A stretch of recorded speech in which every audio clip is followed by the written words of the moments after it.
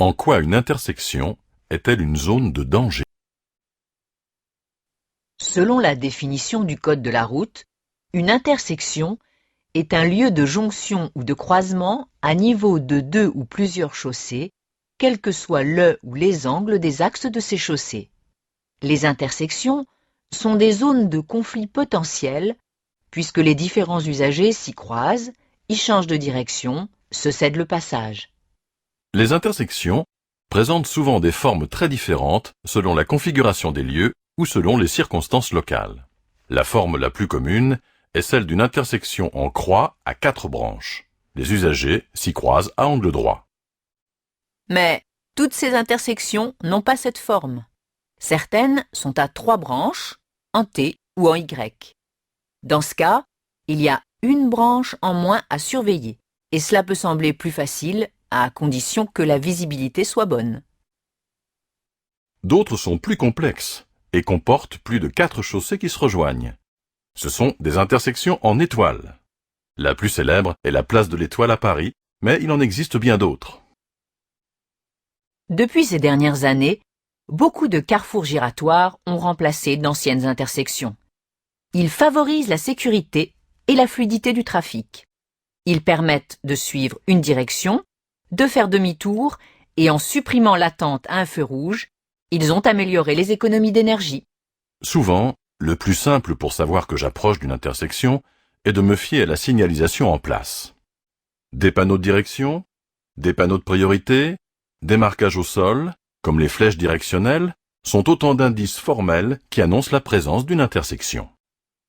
Mais la présence d'une intersection peut aussi être décelée par des indices informels, c'est-à-dire qui sont en rapport avec l'environnement dans lequel je circule. Une interruption dans la bordure d'un trottoir, un trou dans les alignements des arbres, une rupture dans la suite des immeubles. Le comportement des autres usagers peut m'indiquer la présence d'une intersection. Un ralentissement, l'usage des clignotants, la traversée de cyclistes ou de piétons. Je dois reconnaître tous ces indices et en déduire le bon comportement à adopter afin de franchir les intersections en toute sécurité. Avant d'aborder une intersection, je dois adapter la vitesse en fonction de la visibilité, du trafic et de la future règle de passage. Adapter la vitesse, c'est toujours ralentir. Je dois ralentir sans surprendre, notamment lorsqu'un usager derrière moi est trop près. Je dois aussi m'assurer que l'usager à l'intersection a clairement identifié ma présence. Dans le cas d'un céder-le-passage sans visibilité, le ralentissement doit être important. Je dois adapter ma vitesse à la visibilité réduite devant moi. Par exemple, sur cette route à caractère prioritaire, le panonceau indique où se situent les routes rencontrées. La forme de cette intersection est complexe. Je dois en tenir compte et ralentir suffisamment. Je ne dispose jamais vraiment de la priorité. Ce sont plutôt les autres conducteurs qui me cèdent le passage. C'est pourquoi je dois toujours ralentir pour vérifier à l'approche des intersections le comportement des autres usagers, même lorsque je me crois prioritaire. Pour franchir une intersection en toute sécurité, je dois savoir observer et comprendre les lieux, quelle que soit la règle de passage. Comme nous circulons sur la droite de la chaussée, le danger le plus proche arrive d'abord de la gauche. Il faut donc commencer par regarder du côté gauche. Et dans ce cas, même si le conducteur de la voiture orange doit céder le passage, celui de la voiture blanche doit s'en assurer. Une fois le contrôle à gauche effectué, le conducteur regarde en face pour observer les mouvements des véhicules. Ici, l'arrivée et l'arrêt d'un véhicule qui change de direction à gauche. Si cet usager est correctement arrêté, alors je peux franchir l'intersection. Il reste enfin à contrôler à droite l'arrivée d'un éventuel usager avant de franchir l'intersection.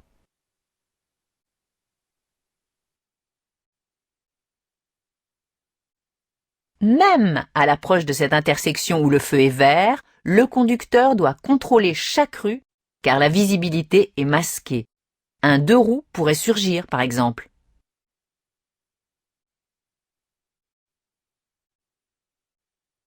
Une fois les contrôles effectués, les règles respectées, je peux m'engager pour franchir l'intersection. Franchir une intersection, c'est la dégager sans tarder. Je dois reprendre rapidement une vitesse normale pour ne pas gêner et pour ne pas y rester bloqué. Lorsque l'intersection est encombrée, je fais preuve de bon sens en ne m'y engageant pas, même si je bénéficie de la priorité de passage. Parfois, il faut savoir s'arrêter au feu vert afin de ne pas bloquer la circulation dans l'intersection. Attention, cette règle de courtoisie et de bon sens est aussi une règle du code de la route. Tout conducteur ne doit s'engager dans une intersection que si son véhicule ne risque pas d'y être immobilisé et d'empêcher le passage des véhicules circulant sur les autres voies.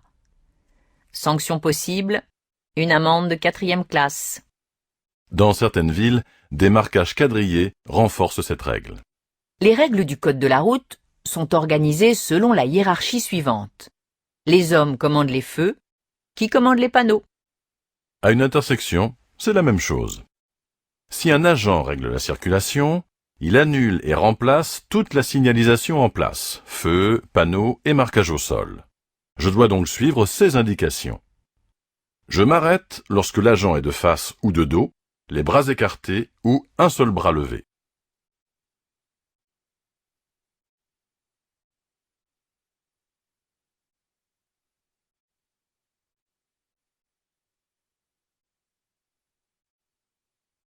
Lorsqu'il me donne une indication, je la suis. Je m'arrête à l'endroit indiqué, je ralentis, je circule rapidement, je serre à gauche ou à droite. La nuit, un agent peut utiliser un feu unique rouge ou un feu unique jaune pour renforcer sa présence.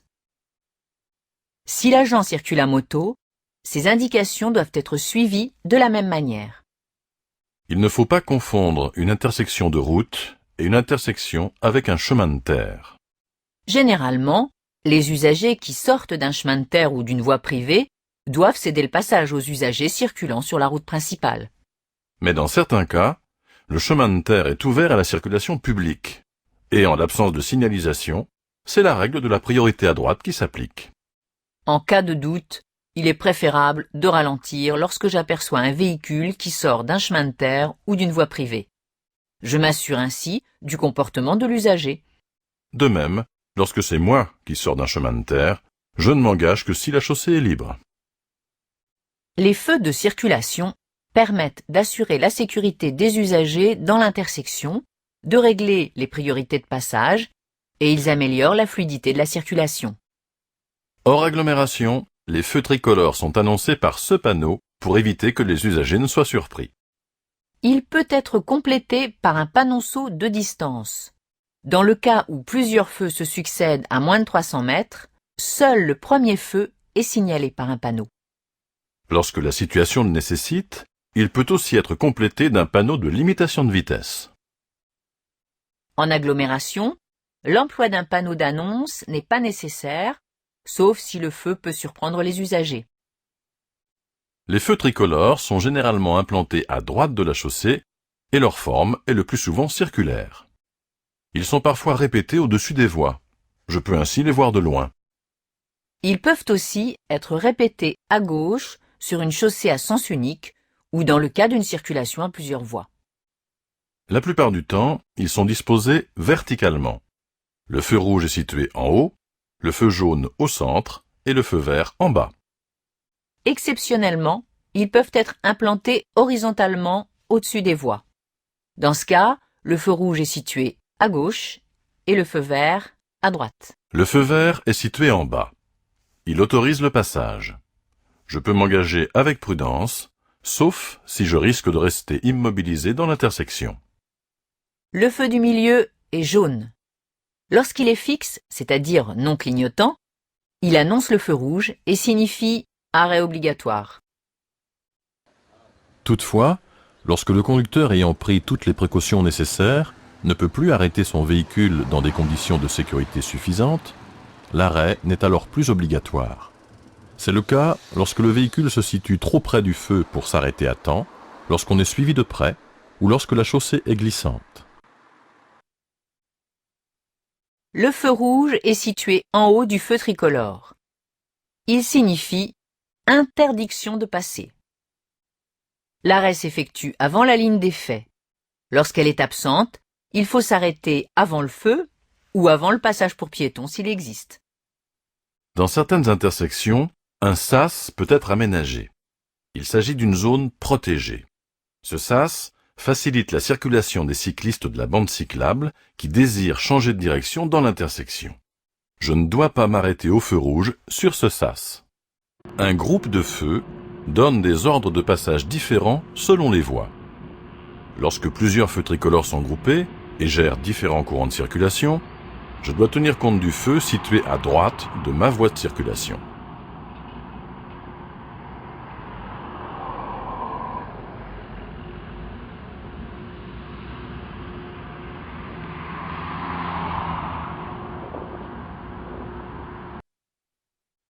Afin de faciliter la lecture du feu qui correspond à chaque voie de circulation, l'intersection peut être équipée de feux directionnels. Le feu tricolore prend alors la forme d'une ou plusieurs flèches. Les indications données par les feux ne concernent que les conducteurs qui circulent dans les voies correspondantes. La flèche verte indique quelle est la file autorisée à passer. Les usagers ayant une flèche rouge doivent respecter le feu et patienter. Dans cette autre situation, le feu fléché vert autorise le passage aux usagers qui tournent à gauche. Dans ce cas, la circulation en face est arrêtée au feu rouge. Certains feux sont équipés d'une croix rouge à l'arrière du feu, dont le but est d'aider les usagers à tourner à gauche. Je fais cependant bien attention à bien respecter les ordres de passage. Certains feux présentent un fonctionnement particulier. Ils peuvent être jaune clignotant ou être destinés à certains usagers. Lorsque le feu vert est remplacé par un feu jaune clignotant, je peux passer, mais avec prudence, car un autre courant de circulation bénéficie du feu vert. Dans ce cas, je suis les indications fournies par le panneau ou par l'absence de panneau. Parfois, une flèche jaune clignotante est associée au feu rouge.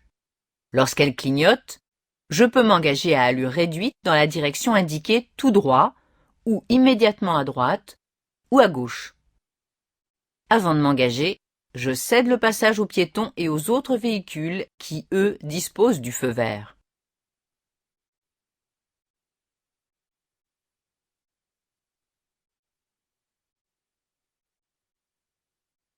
Lorsque des travaux importants sont en cours sur la chaussée, des feux tricolores gèrent le flux de circulation. Le feu jaune clignotant autorise le passage, mais avec prudence. Un feu jaune isolé a pour but d'attirer mon attention sur un danger particulier. Dans ce cas, le feu renforce l'importance de la limitation de vitesse.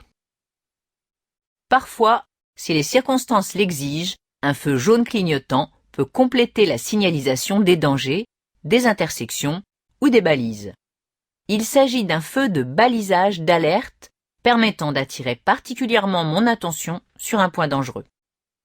Certains feux tricolores sont destinés à une catégorie d'usagers.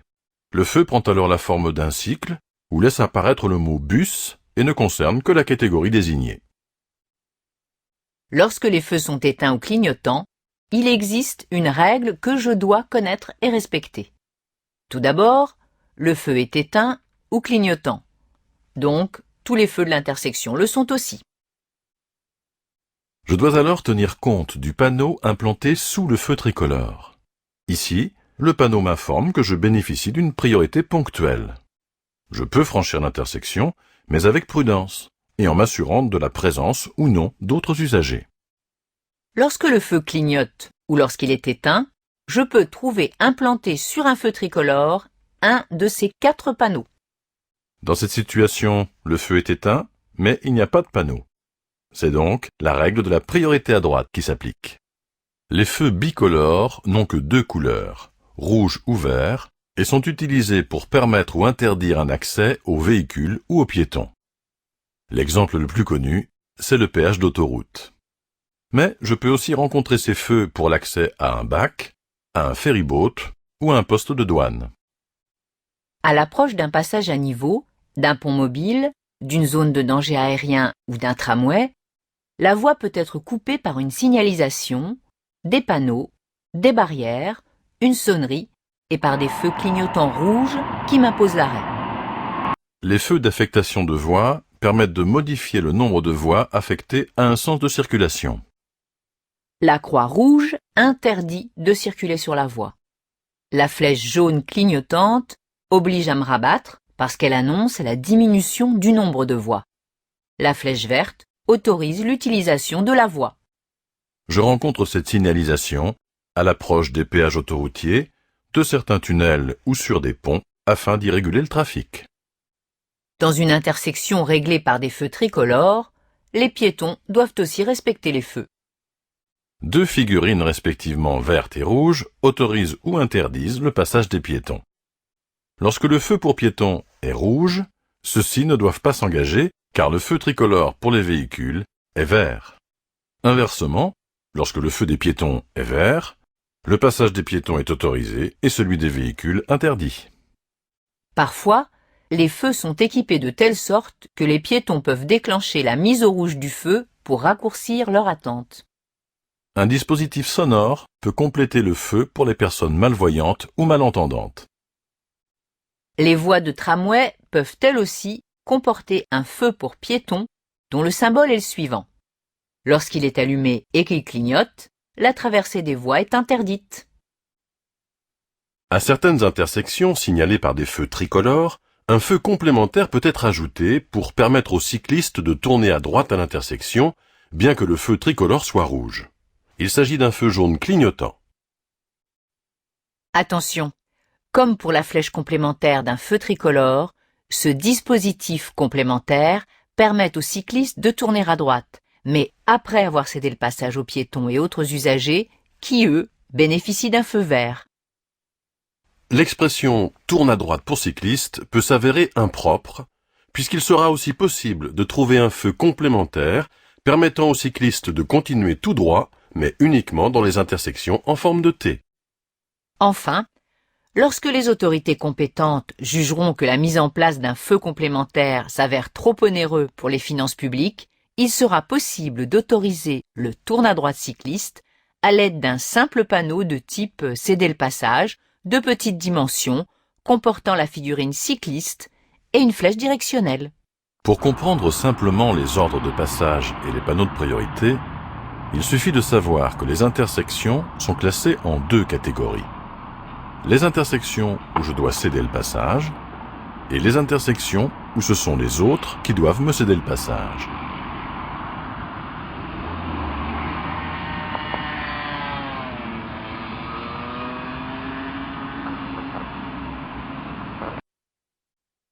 Les intersections où je dois céder le passage sont celles où je dois m'arrêter pour laisser passer les autres usagers. Il s'agit des intersections régies par une priorité à droite, par un stop ou par un céder le passage. Les intersections où les autres doivent me céder le passage sont celles où je peux passer sans céder le passage. Il s'agit des intersections marquées par un panneau « Caractère prioritaire » et par un panneau de priorité ponctuelle. Enfin, je devrais aussi savoir reconnaître les ordres de passage aux intersections complexes, c'est-à-dire réglés par des panneaux de priorité, complétés par des panneaux sous schéma. Comment reconnaître une priorité à droite? Deux façons simples. Soit je rencontre un panneau, soit l'intersection que j'aborde ne comporte ni marquage ni panneau. Dans les deux cas, je dois céder le passage aux usagers venant de la droite dans l'intersection.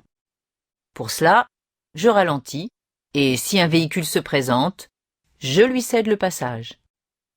Dans la situation inverse, je ralentis, je vérifie que le conducteur à ma gauche a bien anticipé la règle et ralentit lui aussi, et enfin, je peux passer avec prudence. Reprenons. Deux véhicules abordent l'intersection par des rues différentes. Le véhicule bleu se situe à droite du véhicule blanc. Le véhicule blanc ralentit, s'arrête et cède le passage au véhicule bleu. Le véhicule bleu passe le premier, le véhicule blanc le deuxième. Dans cette autre situation, 3 véhicules abordent l'intersection simultanément. Le véhicule blanc doit céder le passage au véhicule bleu car il vient de droite. Le véhicule bleu doit en faire de même avec le véhicule rouge. Le véhicule rouge n'a quant à lui aucun véhicule sur sa droite. Il passe donc en premier. Le véhicule bleu passe le second et le blanc le dernier. Reprenons cette situation différemment. Vous remarquez que c'est le véhicule qui n'a personne sur sa droite qui passe le premier. C'est le cas du véhicule rouge. Le véhicule bleu n'a plus personne sur sa droite, il passe le second. Enfin, le véhicule blanc n'ayant lui aussi aucun véhicule venant de droite peut dégager l'intersection. Lorsque les usagers changent de direction sur une intersection marquée par une priorité à droite, la règle change-t-elle? Quand un véhicule tourne à droite, cela ne change rien à l'application de la règle de la priorité à droite. Au contraire, cela facilite le passage quand 4 véhicules arrivent en même temps. Le véhicule bleu tourne à droite et dégage l'intersection. Le véhicule vert dégage, puis le blanc, et enfin le véhicule orange. Si aucun véhicule ne tourne, tous doivent se céder mutuellement le passage. Le code de la route ne résout pas cette situation. Seule la courtoisie solutionne ce cas. L'un des conducteurs laisse passer un véhicule venant de sa gauche. Ici, le véhicule blanc laisse passer le véhicule orange et le carrefour se débloque. Le véhicule bleu passe, puis le vert et enfin le blanc. Si un véhicule tourne à gauche, 2 cas peuvent se présenter. Ici, l'intersection est suffisamment large. Le véhicule blanc tourne à gauche, il s'avance au milieu et s'arrête pour céder le passage au véhicule bleu. Ce dernier doit céder le passage au véhicule orange. Celui-ci passe derrière le véhicule blanc, le véhicule bleu continue sa route. Le véhicule blanc peut maintenant tourner à gauche. Lorsque l'intersection est étroite, le véhicule qui tourne à gauche ne s'engage pas, car il risque d'encombrer le carrefour. Il laisse passer le véhicule orange venant de gauche. Le véhicule bleu franchit l'intersection. Le véhicule blanc peut alors tourner à gauche. Je tourne à gauche dans une intersection. Je dois céder le passage aux usagers venant dans le sens inverse. C'est la règle générale. Ici, par exemple, avant de tourner à gauche, je dois céder le passage aux véhicules venant en sens inverse. Dans cette autre situation, et même si l'intersection est aménagée, je cède le passage en face. Encore un exemple. Je tourne à gauche dans cette intersection avec un stop. Je cède aussi le passage en face à cet usager qui continue tout droit. Dans cet exemple, c'est l'usager venant en face, voulant tourner à sa gauche, qui doit me céder le passage. Et quand 2 usagers tournent à gauche dans une même intersection, comment font-ils? Dans ce cas, aucun véhicule ne bénéficie de la priorité de passage sur l'autre. Les véhicules se croisent en passant l'un derrière l'autre.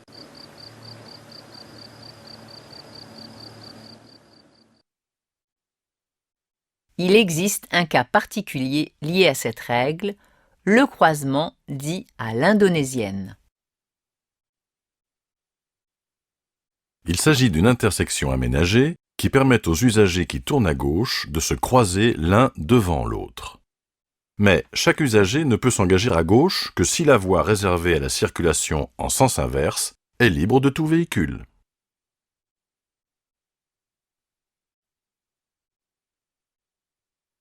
Seconde catégorie dans les intersections où je dois céder le passage, celles qui sont régies par un stop. À un stop, j'aborde une chaussée où le trafic est souvent plus important et où la visibilité peut être réduite. Je dois marquer l'arrêt, même si aucun usager n'arrive à gauche ou à droite. Je prends le temps de bien apprécier le moment idéal pour traverser ou pour m'engager dans l'intersection. Je m'arrête non pas au niveau du panneau, mais à la ligne blanche stop, sans que l'avant du véhicule ne dépasse. C'est là que j'ai la meilleure visibilité, sans gêner les usagers sur la route abordée. Sans ligne stop ou lorsque celle-ci est masquée ou peu visible, je m'arrête à la limite de la route abordée. Si un passage pour piétons est présent avant la ligne stop, je cède d'abord le passage au piéton engagé, puis je m'arrête au niveau de la ligne stop. Parfois, la ligne stop traverse toute la chaussée. Cela signifie que la chaussée est à sens unique. Le panneau stop peut alors être répété des deux côtés de la rue. Pour tourner à gauche, je me place sur la gauche de la chaussée. Comment suis-je prévenu de la proximité d'un stop? On utilise un panneau triangulaire semblable à un panneau céder le passage, complété d'un panonceau stop sur lequel la distance restant à parcourir est ajoutée. Comment éviter la confusion entre ces deux signaux? Celui qui annonce seulement un céder le passage ne comporte qu'une indication de distance et rien d'autre. En ville, le signal avancé du stop est placé au plus près de l'intersection, généralement à 50 mètres. Mais lorsque le stop est visible de loin, le signal avancé n'est pas toujours présent. L'intérêt du marquage indiquant l'arrêt au stop est qu'il sépare deux comportements obligatoires. En premier lieu, l'usager doit s'arrêter au niveau de la bande blanche. Dans un second temps, il évalue la présence des autres usagers et prend la décision de s'engager dans l'intersection. Et c'est ainsi qu'il faut procéder. L'erreur ou la faute classique, c'est de se comporter comme à un céder le passage, c'est-à-dire sans vraiment marquer l'arrêt. C'est risqué de ne pas avoir le temps nécessaire pour regarder et apprécier les distances et finalement prendre une décision malheureuse. D'autre part, lorsque l'usager circule dans une file de véhicules, il ne doit pas se fier à la décision du conducteur qui le précède. Chacun doit marquer l'arrêt et prendre sa propre décision avant de s'engager. Troisième type d'intersection où je dois céder le passage. Les intersections régies par un panneau « Céder le passage ». Elles sont marquées par un panneau triangulaire, pointe en bas, complété par un panonceau portant la mention « Céder le passage ». Elles sont différentes des intersections régies par un stop parce que la visibilité y est généralement correcte. La règle consistant à céder le passage à gauche et à droite sans obligation d'arrêt est donc suffisante. Je dois ralentir suffisamment pour me donner le temps de regarder des deux côtés. Je décide ensuite de m'engager ou au contraire de m'arrêter selon le trafic. Si je dois m'arrêter, je le fais comme pour la ligne stop au niveau de la ligne d'effet, c'est-à-dire à hauteur du marquage au sol constitué par une ligne en pointillé. Parfois, la ligne céder le passage traverse toute la chaussée. Cela signifie que la chaussée est à sens unique. Un céder le passage est annoncé par une signalisation avancée qui présente exactement la forme et la couleur du panneau de position, complétée par un panonceau qui indique la distance restant à parcourir. Hors agglomération, cette distance peut varier selon la vitesse pratiquée sur la route ou selon la configuration des lieux. En général, elle est proche de 150 mètres. En agglomération, le signal avancé du céder le passage est placé au plus près de l'intersection, généralement à 50 mètres. Mais ce panneau n'est pas toujours présent, surtout quand on voit l'intersection de loin. Le carrefour giratoire est aussi une intersection réglée par un panneau céder le passage. La différence notable est que l'annonce du carrefour giratoire se fait avec son propre panneau et non pas avec un panneau céder le passage. Parfois, ce panneau possède en plus un panonceau avec la mention « Vous n'avez pas la priorité ». La règle de passage est la même. Je me prépare à céder le passage aux véhicules circulant sur l'anneau. Attention cependant de ne pas confondre un carrefour à sens giratoire et un rond-point sur lequel la priorité reste à droite. Sont alors prioritaires les véhicules qui entrent sur le rond-point. L'exemple le plus connu ? La place de l'Étoile autour de l'Arc de Triomphe à Paris. Mais d'autres places existent, à Nantes, à Bordeaux. Toujours dans le cadre du céder le passage, je peux aussi le rencontrer lorsque je m'insère dans la circulation à partir d'une voie dite d'insertion. Je dois là aussi céder le passage à la circulation venant de gauche, c'est-à-dire aux véhicules circulant sur la chaussée principale. Pour cela, j'adapte mon allure au flux de la circulation et je m'insère sans gêner les autres usagers. Quelles sont les intersections pour lesquelles je peux passer sans céder le passage aux autres usagers? Il s'agit des intersections marquées soit par un panneau de priorité ponctuelle, soit par un panneau de caractère prioritaire. Ce panneau annonce une priorité ponctuelle. Cela signifie que les usagers venant des autres routes doivent me céder le passage. Cependant, je ne bénéficie de la priorité de passage que pour la seule intersection annoncée après ce panneau. Au niveau de l'intersection, je suis protégé des usagers venant des autres routes, soit par un panneau stop, soit par un panneau céder le passage. Ce panneau est généralement implanté sur route environ 150 mètres avant l'intersection. En agglomération, l'emploi de ce panneau reste facultatif, sauf cas exceptionnel, ou si les marquages au sol du stop et du céder le passage sont absents. Ce panneau annonce ou rappelle le caractère prioritaire de la route sur laquelle je circule. Il signifie que je bénéficie de la priorité de passage à toutes les intersections rencontrées sur cette route. Au niveau de l'intersection, je suis protégé des usagers venant des autres routes, soit par un panneau stop, soit par un panneau céder le passage. Le panneau est implanté au début de la route, mais toujours avant la première intersection rencontrée, ou après une intersection, quand la route récupère son caractère prioritaire après l'avoir perdu, en général entre 30 et 50 mètres après l'intersection, ou encore en confirmation tous les kilomètres en agglomération et tous les 5 kilomètres hors agglomération, afin de rappeler aux usagers le caractère prioritaire de la route. Lorsque le panneau « Caractère prioritaire » est implanté au-dessus du panneau d'entrée d'agglomération, cela signifie que la route conserve son caractère prioritaire au-delà du panneau, et ce, jusqu'au signal y mettant fin. Placé sur le panneau de sortie d'agglomération, la route est prioritaire au-delà. Il n'est jamais placé sur une autoroute parce qu'une autoroute est toujours une voie prioritaire. La fin du caractère prioritaire d'une route est indiquée par ce panneau. Mais que vais-je rencontrer comme régime de priorité? Je vais rencontrer une priorité à droite, un céder le passage, un stop, un carrefour à sens giratoire ou une intersection réglée par des feux tricolores. Lorsque le panneau signalant une fin de route à caractère prioritaire est complété par un panonceau de distance, la perte du caractère prioritaire est effective à la distance annoncée par le panonceau.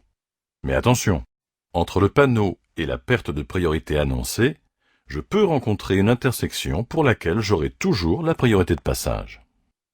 Placé sur un panneau d'entrée d'une agglomération, ce panneau signifie que la route perd son caractère prioritaire. Je dois alors prendre en compte chacune des intersections rencontrées. Implanté sur un panneau de sortie de l'agglomération, la route perd son caractère prioritaire à partir du panneau. Dans les intersections de forme complexe, un panonceau schéma peut compléter le panneau. Le dessin reproduit schématiquement l'intersection. Le trait gras symbolise la branche prioritaire de l'intersection et le trait fin, la branche non prioritaire. Le trait vertical du bas représente toujours la route sur laquelle j'arrive à l'intersection. Les autres usagers se situent sur les autres traits de l'intersection. Je peux trouver des panonceaux schéma uniquement sous les panneaux suivants: caractère prioritaire, stop, priorité ponctuelle, céder le passage. Certains véhicules sont classés véhicules d'intérêt général, parce qu'ils remplissent des missions urgentes de service public. Il existe tout d'abord les véhicules d'intérêt général prioritaires. Il s'agit des véhicules ou motocyclistes de la police, de la gendarmerie, de lutte contre l'incendie, des services médicalisés d'urgence SAMU et SMUR, des services des douanes et enfin des véhicules de transport de détenus. Ces véhicules sont en intervention d'urgence seulement lorsque leurs dispositifs spéciaux fonctionnent. Il s'agit d'un feu bleu tournant et d'un signal sonore à 2 tons.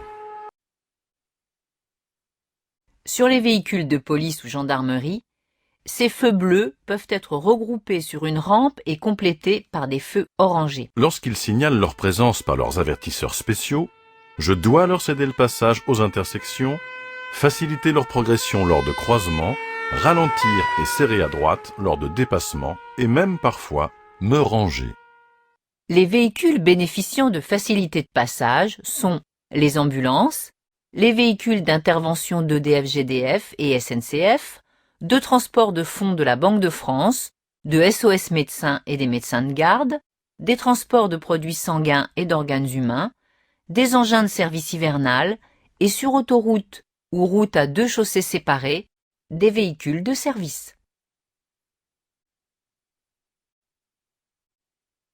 Lorsqu'ils signalent leur présence par leurs avertisseurs spéciaux, un feu bleu à éclat et un signal sonore à 3 tons, je dois faciliter leur progression.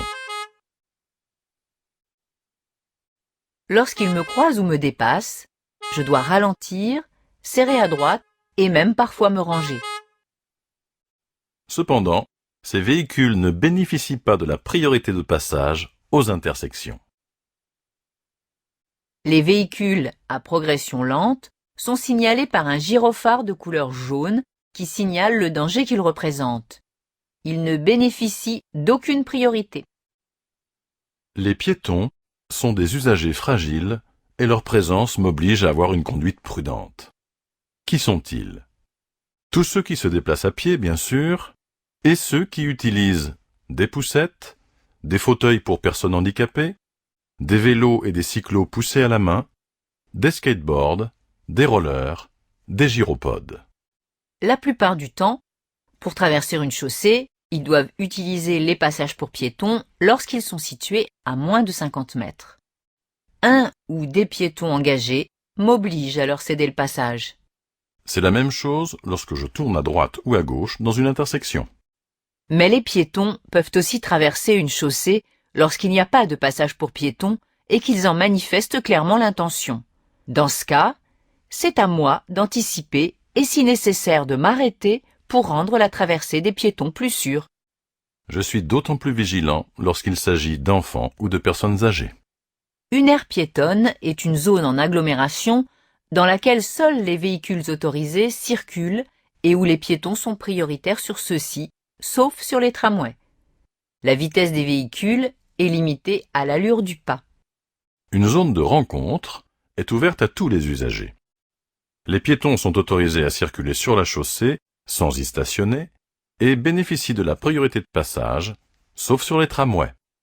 La vitesse des véhicules est limitée à 20 km/h. Je dois laisser la priorité de passage et ne pas couper les files de piétons en marche, comme les colonnes militaires, celles des forces de police ou des cortèges, un enterrement, une manifestation, des enfants en sortie scolaire, un pédibus. J'ai souvent l'obligation de céder le passage à certains usagers circulant sur des voies réservées lorsque celles-ci longent la chaussée, passent devant les intersections ou lorsque je dois les traverser. Lorsque je tourne à droite ou à gauche, je dois, avant de m'engager, céder le passage aux usagers circulant sur cette voie. Cette règle est valable pour une bande cyclable ou pour des voies réservées aux autobus, aux trolleybus ou aux tramways. Mais l'inverse peut aussi se présenter et une signalisation peut imposer aux usagers de la voie réservée de céder le passage. Par exemple, une bande cyclable se termine et les cycles doivent céder le passage aux usagers de la chaussée principale. Les points de rencontre avec d'autres modes de transport sont des lieux particulièrement dangereux. Je dois connaître et comprendre la signalisation s'y rapportant et adopter une attitude prudente. Parmi ces points singuliers, je dois d'abord retenir les passages à niveau que l'on peut classer en 3 types. Ceux avec des barrières manuelles, ceux avec demi-barrière automatique et ceux sans barrière ni demi-barrière. Passage à niveau à barrière manuelle. Avant le passage du train, un employé de la SNCF abaisse les barrières manuellement. Celles-ci comportent des dispositifs réfléchissants et peuvent être équipées de feux rouges clignotants. Passage à niveau à demi-barrière automatique. Je dois m'arrêter dès que les 2 feux rouges clignotent, la sonnerie retentit et même si les deux demi-barrières ne sont pas totalement abaissées, pour repartir, les feux rouges doivent être éteints et les demi-barrières relevées. Passage à niveau sans barrière. 3 cas. Soit je rencontre des feux rouges clignotants, c'est la règle générale, soit je rencontre un stop, je dois m'arrêter avant de m'engager, soit il n'y a aucune signalisation spéciale, je dois alors m'assurer de l'absence de train avant de m'engager. Autre forme de transport en commun prioritaire, le tramway. De plus en plus présent en ville, je suis souvent amené à traverser ces voies.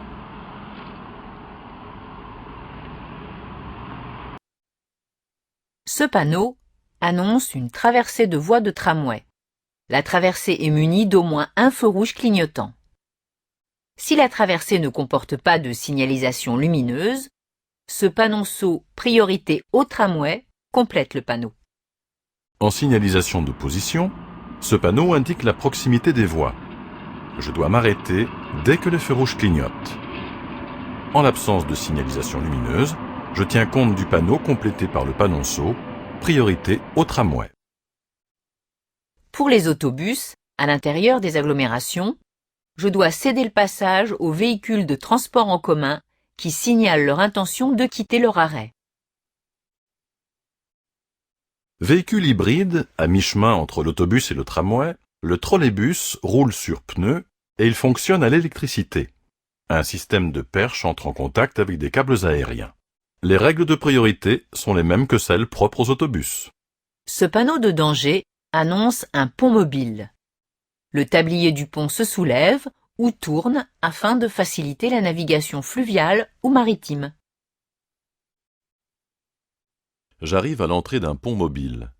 Il s'agit d'un pont qui se soulève pour faciliter la navigation fluviale ou maritime. Lorsque le feu rouge clignote, les barrières s'abaissent, puis le pont se soulève afin de laisser passer les bateaux.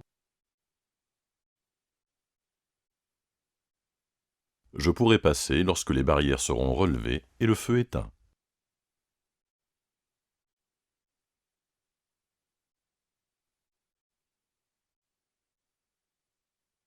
Lors de la traversée d'une zone de danger aérien, je suis averti à l'aide de ce panneau de danger. En signalisation de position, un panneau comportant une croix et surmonté de 2 feux rouges marque l'entrée de la zone dangereuse. Les feux rouges clignotent alternativement lors du passage des avions. L'arrêt est alors obligatoire.